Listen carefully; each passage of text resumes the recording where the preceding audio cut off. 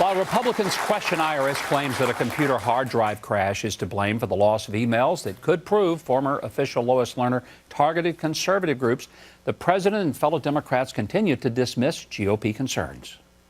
They're fabricated issues, they're phony scandals that are generated.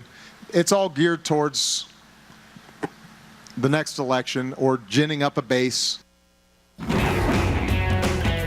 All right, time for the hot seat. My challengers today, former aide to the Kerry and Obama presidential campaigns, Mark Hanna, and legal analyst and National Law Journal contributor, Kent Zimmermann. All right, Kent, let me start with you.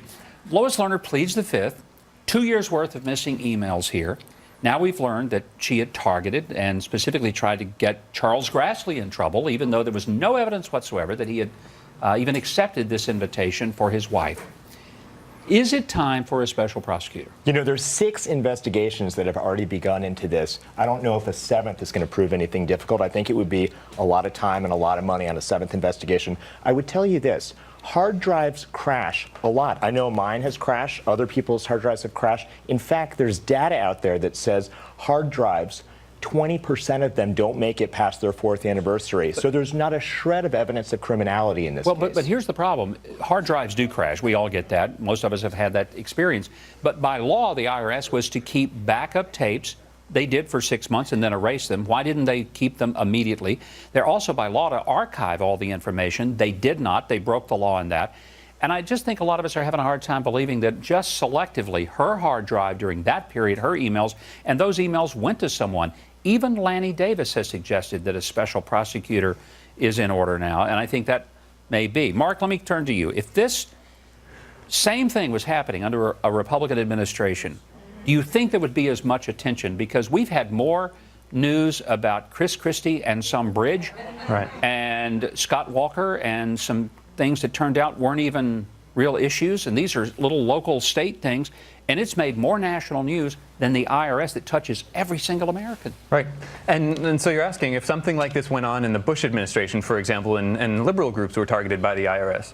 This doesn't have to be a hypothetical. It's very well documented that George Bush's IRS went after the NAACP, Greenpeace, even a sort of progressive-leaning church in Pasadena, an Episcopal church. So that didn't receive a lot of attention from the media, the mainstream media, or from this network. And so I don't think that there's necessarily a double standard. I think what Fox did is a very good job in the very early days when it appeared that there was a lot of sort of foul play going on and political activity was happening.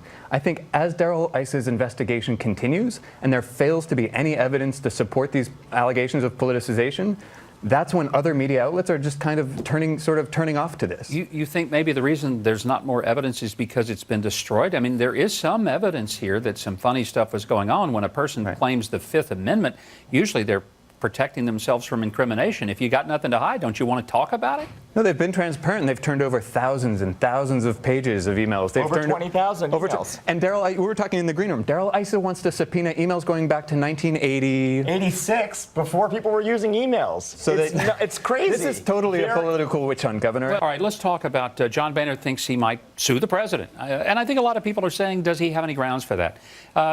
Both your thoughts real quickly. We only have about a minute left. So give me your thoughts. Do you think there is any basis at all, any standing, and where does this go? So the federal courts have said many times they're not in the business of settling fights between the president and Congress. That's not what federal courts do. Back in 2010, 10 members of Congress tried to sue the president over use of force in Libya. Federal courts bounced that out. The same thing will happen this time.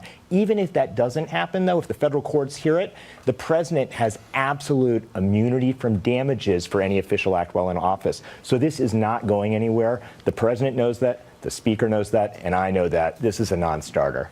And Mark, go ahead. Look, I think that we should, if Congress wants to constrain the powers of the executive, they should do it the old-fashioned way by passing legislation, the old Democratic way, instead of going after and suing them. I think this is a problem when you have too many lawyers that we elect to Congress, this kind of litigious attitude that they're just going to sue the White House. So. You know, I mean, I think you may be right on this one. One thing I would at least say, Congress has the power of the purse. And one thing they can do, they can cut off the funding. So if there's an agency they think has gone rogue, they can simply say we're not going to fund it. Personally, I would be delighted if they would tell the IRS that they're defunded. Better solution. Pass the fair tax, repeal the 16th Amendment, get rid of the IRS, and you get rid of the problem. Mark, Kim, Sounds good to great me. to have both of you guys. Thank you so much for Thank you, Governor. Thanks.